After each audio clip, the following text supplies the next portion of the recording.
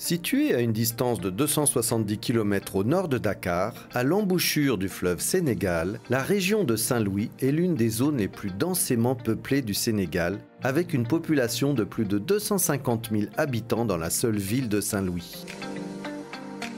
Dotée d'un héritage matériel et immatériel très riche, la région est pourtant soumise à des aléas climatiques importants et à une forte dégradation de son patrimoine naturel, historique et culturel. La ville de Saint-Louis est sous la menace d'une inscription sur la liste du patrimoine en péril de l'UNESCO.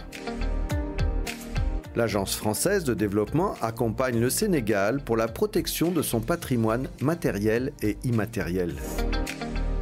Saint-Louis est une des villes les plus affectées par les aléas climatiques et l'érosion côtière. En 10 ans, près de 800 mètres de littoral ont disparu au niveau du quartier de Guet-Ndar, situé sur la langue de Barbarie, et les habitations en bordure de plage sont fragilisées, voire détruites par l'érosion et la submersion marine. L'érosion côtière constitue un problème majeur de développement économique et social pour l'ensemble du littoral. yàq na lu bare diggante gox mbaaj sanc bi ba Gendar hydrobase mais déggoo li moom man sama wàll bopp tey bu ñu nee ma woon aywa ma dem sama yoon. Le gouvernement sénégalais s'est engagé à apporter différentes solutions à court, moyen et long terme pour protéger la population et les biens des quartiers de Saint-Louis directement menacés par l'avancée de la mer. Pour répondre à la première phase d'urgence, l'Agence française de développement accompagne le Sénégal à travers la mise en œuvre d'un projet de lutte contre l'érosion côtière. Le projet, qui s'élève à 16 millions d'euros, vise à construire une digue pour protéger les habitations et les populations qui y vivent. La construction de la digue est primordiale en ce sens qu'elle permet de stopper l'évolution du trait de côte, mais aussi de protéger de manière urgente les populations qui sont installées le long de la langue de Barbarie. Les travaux consistent à la construction d'une digue de 2175 mètres linéaires, donc avec une largeur de 14 mètres et une hauteur de 6 mètres. Ouvrage bi am na njëriñ loolu parce que jàpp nañ ni bu fekkoon nekk na fi avant géej gi di ñëw mën naa wax ni tey mën naa ba ñàkk man sama waajur.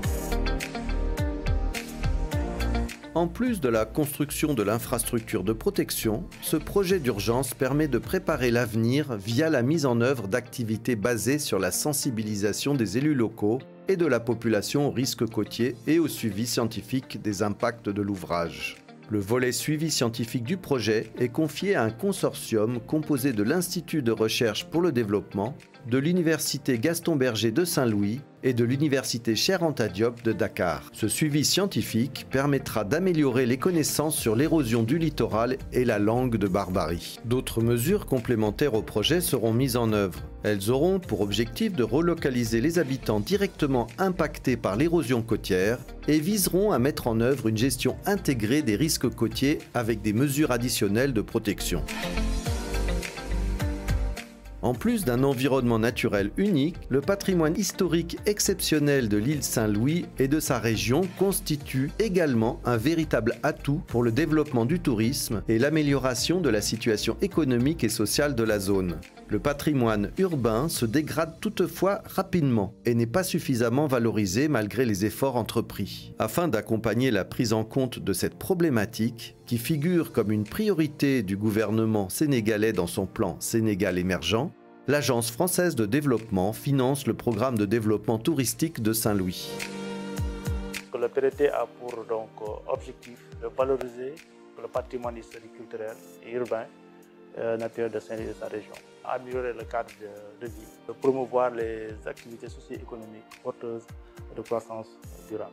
C'est de tout faire pour que Saint-Louis soit très attractif, qu'il y ait beaucoup plus de touristes. En termes d'action, des dispositions sont prises pour qu'à l'issue de ce programme, qu'on ait plus de tourisme à Saint-Louis. La rénovation et la réhabilitation de certains espaces publics, comme la place Baïdar ou l'avenue Jean Mermoz, constituent la pierre angulaire de ce vaste programme à Saint-Louis.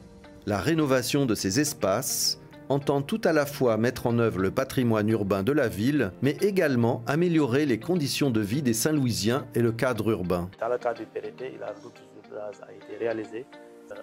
de favoriser les conditions de débarquement et de transport pour la pêche. Et là, la route est réalisée entièrement au grand bénéfice et vraiment des usagers. Le projet comprend également la réhabilitation de plusieurs bâtiments, publics ou privés, qui présentent un caractère architectural unique et la réhabilitation du village artisanal. Parmi le patrimoine bâti de l'État concerné par le projet, la cathédrale de Saint-Louis, classée au patrimoine mondial de l'UNESCO et première église d'Afrique de l'Ouest, a été rénovée.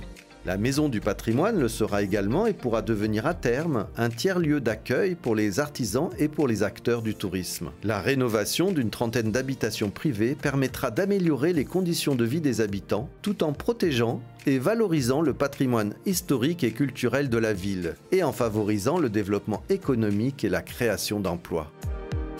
C'est vraiment la grande innovation parce que jamais une telle action a été engagée dans la ville de Saint-Louis. Les privés qui sont accompagnés dans la rénovation de l'unité actuelle jusqu'à concurrence de 70% pour certains types de bâtiments. Pour les façades, ils sont accompagnés jusqu'à 90%. J'ai choisi de rénover mon patrimoine privé parce que c'est dans mon propre intérêt d'abord et c'est dans l'intérêt de la ville de Saint-Louis. La rénovation va me permettre de préserver mon patrimoine et d'être en conformité avec le plan de rénovation de Saint-Louis.